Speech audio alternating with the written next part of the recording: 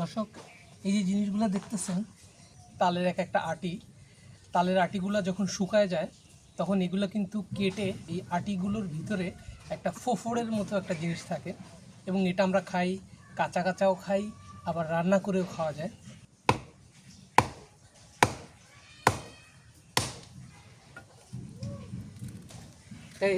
এই হচ্ছে, দেখেন তালের ভিতরে যেটা থাকে এটা মূলত ফোফর, এটাই খেতে হয়। নারকেলের ভিতরে যে ফোফরগুলো থাকে ওই রকমই ফোফর, এবং খাইতে অসাধারণ।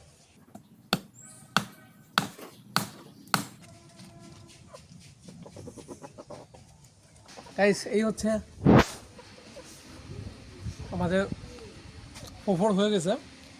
এটা হচ্ছে তালের ফোফর, খুবই অসাধারণ। আপনারা খাইছেন কিনা আমি জানি না,